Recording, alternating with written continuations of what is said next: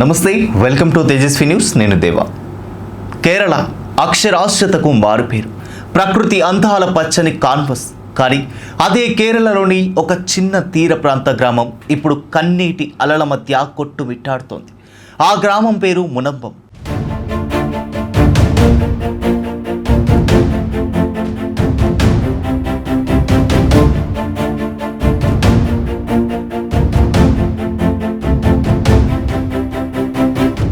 తరతరాలుగా చేపల వేట నమ్ముకొని సముద్రంతో పోరాడుతూ తమ రక్తాన్ని చెమటగా మార్చి చిన్న చిన్న ఇల్లు కట్టుకున్న సాధారణ మత్స్యకార కుటుంబాల జీవితాల్లో ఇప్పుడు ఒకే ఒక్క ప్రశ్న లావాగా పేలుతోంది. మేము పుట్టి పెరిగిన ఇల్లు మాది కాదా? మా తాత ముత్తాతల నాటి నుండి కాపాడుకుంటున్న ఈ నేల మాకు సొంతం కాదా? ఇది కేవలం ఒక భూమి గొడవ కాదు. ఇది ఒక వ్యవస్థ సృష్టించిన గందరగోళంలో నలిగిపోతున్న 600కు పైగా హిందూ మరియు క్రైస్తవ కుటుంబాల ఆత్మఘోష.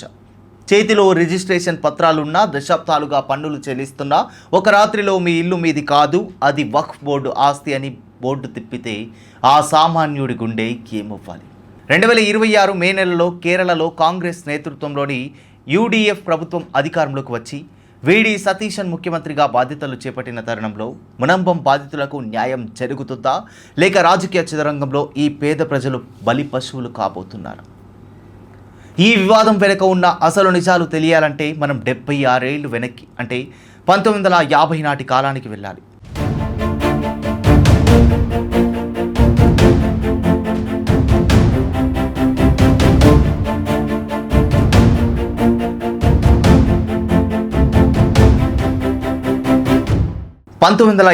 మొహమ్మద్ సిద్దిక్ సైత్ అనే ఒక స్థానిక వ్యాపారి మునంబం ప్రాంతంలోని సుమారు 404 ఎకరాల భూమిని కోజికోడ్ చెందిన ఫరూక్ కాలేజీకి ఒక ఒప్పందం ద్వారా అప్పగించారు. వక్ఫ్ బోర్డు వాదన ప్రకారం అది కేవలం విరాళం కాదు, అది వక్ఫ్ నిబంధనల ప్రకారం మతపరమైన ధర్మ కార్యాల కోసం ఇచ్చిన ఆస్తి. కానీ ఇక్కడే అసలు ట్విస్ట్ ఉంది.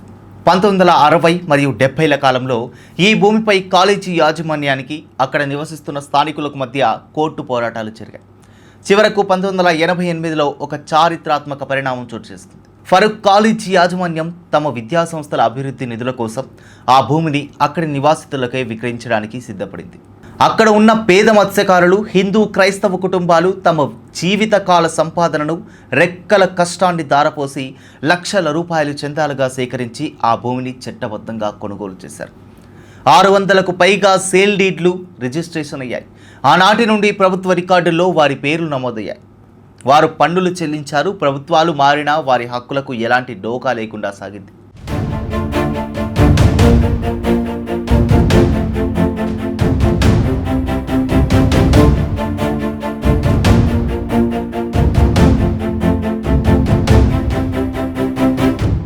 ఇక 3 దశాబ్దాలుగా ప్రశాంతంగా సాగుతున్న మునంబం ప్రజల జీవితాల్లో 2019లో ఒక భూకంపం వచ్చింది.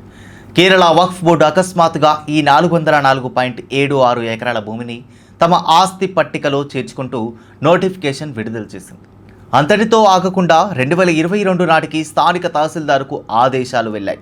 మునంబం ప్రజల నుండి భూమి పన్నులు వసూలు చేయవద్దు, రెవెన్యూ రికార్డుల్లో మార్పులు నిలిపివేయండి. ఒక్కసారి ఊహించండి, మీ సొంత డబ్బుతో కొని 30 ఏళ్లుగా పన్ను కడుతున్న భూమిపై పన్ను కట్టే హక్కు కూడా లేదంటే ఆ సామాన్యుడి పరిస్థితి ఏమిటి?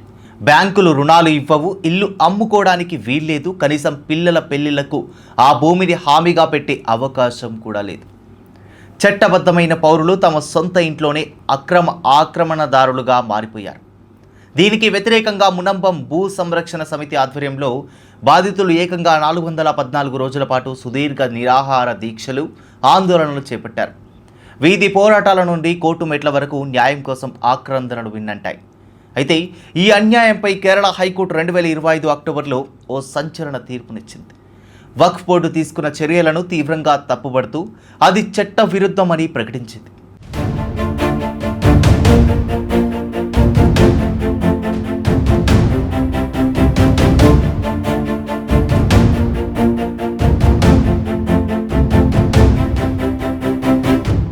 ఒక వ్యక్తి లేదా సంస్థ భూమిని విక్రయించిన దాదాపు 69 ఏళ్ల తర్వాత ఇప్పుడు వచ్చి అది వక్ఫ్ ఆస్తి అని ప్రకటించడం ఏ రకమైన న్యాయం అని ధర్మాసనం ప్రశ్నించింది. జస్టిస్ రామచంద్రన్ కమిషన్ కూడా బాధితుల పక్షాన నిలిచి భూమిని ప్రభుత్వమే స్వాధీనం చేసుకుని నివాసితుల హక్కులను కాపాడాలని సూచించింది. కానీ ఈ సంతోషం ఎంతో కాలం నిలవలేదు. వక్ఫ్ సంస్థలు ఈ తీర్పును సవాలు చేస్తూ సుప్రీంకోర్టును ఆశ్రయించాయి. 2025 డిసెంబర్లో సుప్రీంకోర్టు హైకోర్టు తీర్పుపై స్టే విధించింది. అంటే వివాదం మళ్ళీ మొదటికి వచ్చింది. న్యాయం కోసం సామాన్యుడి నిరీక్షణ సుదీర్ఘంగా మారింది.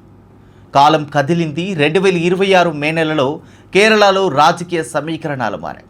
కాంగ్రెస్ నేత వీడి సతీశన్ ముఖ్యమంత్రిగా బాధ్యతలు స్వీకరించారు. కానీ బాధితులు తమకు విముక్తి లభిస్తుందని ఆశించారు. కానీ సరిగ్గా ఇదే సమయంలో కేంద్ర ప్రభుత్వం ప్రవేశపెట్టిన ఉమీద్ పోర్టల్లో కేరళ వక్ఫ్ బోర్డు ఈ మునంబం భూమి వివరాలను నవీకరించి నమోదు చేయడం మళ్ళీ దావాగ్ని రగిల్చింది. కోర్టులో కేసు నడుస్తుండగా మునంబం నివాసితుల గుండెల్లో భయాన్ని పెంచుతూ ఈ రికార్డులను ఆన్లైన్ పోర్టల్లో ఎందుకు చేర్చారు? ఇది కేవలం సాంకేతిక ప్రక్రియనా లేక సామాన్యుడిని శాశ్వతంగా గృహ నిర్వాసితులను చేసే కుట్రనా? ఈ పరిణామంపై రాజకీయాలు వేడెక్కాయి. బీజేపీ నేతలు రంగంలోకి దిగి ఇది కాంగ్రెస్ మరియు ఐయుఎంఎల్ కుమ్మక్కు రాజకీయాలకు నిదర్శనమని, హిందూ క్రైస్తవ కుటుంబాలకు జరుగుతున్న ఘోర అన్యాయమని తీవ్ర స్థాయిలో ధ్వజమెత్తారు.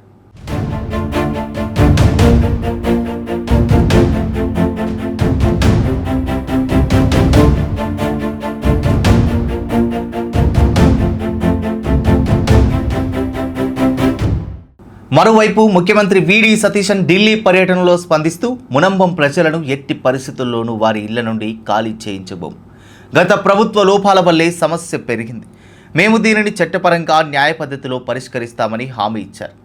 కానీ ప్రజలు అడుగుతున్నది కేవలం రాజకీయ హామీలు కాదు, వారి చేతిలో ఉన్న పత్రాలకు శాశ్వత రక్షణ.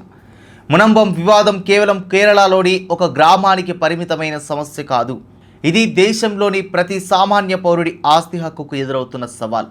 ఒకవైపు కేంద్రం తీసుకొచ్చిన వక్ఫ్ సవరణ చట్టం 2025 బోర్డుల ఏకపక్ష అధికారాలను అడ్డుకుంటుందని చెబుతున్నా క్షేత్రస్థాయిలో మునంబం లాంటి బాధితుల కన్నీళ్లు ఇంకా తుడవబడలేదు. ఇది ముస్లిం సమాజానికి వ్యతిరేకమైన పోరాటం కాదు. ఎందుకంటే ఎందరో ముస్లిం లీగ్ నాయకులు, స్థానిక ముస్లిం సోదరులు కూడా మునంబం ప్రజలకు న్యాయం జరగాలని కోరుకుంటున్నారు. ఇది కేవలం సాధారణ ప్రజలు వర్సెస్ వక్ఫ్ చట్టాల గందరగోళం మధ్య జరుగుతున్న ఒక యుద్ధం.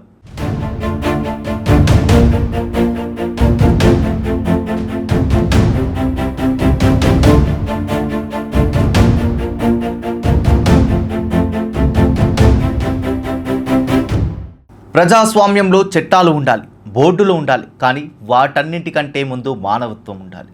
దశాబ్దాల చరిత్రను, చేతిలో ఉన్న రిజిస్ట్రేషన్ కాగితాలను కాదని సామాన్యుడి గూటిని లాక్కునే అధికారం ఏ వ్యవస్థకు ఉండకూడదు.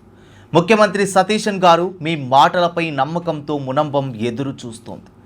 చట్టంలోని సెక్షన్లను వాడుకొని ఈ 600 కుటుంబాల జీవితాల్లో వెలుగును నింపుతారా, లేక కోర్టుల సాకుతో కాలయాపన చేస్తారా? దేవుని స్వంత దేశంలో ఈ పేద మత్స్యకారుల గూడు భద్రంగా నిలుస్తుందా? కాలమే సమాధానం చెప్పాలి. జై హింద్, జై భారత్.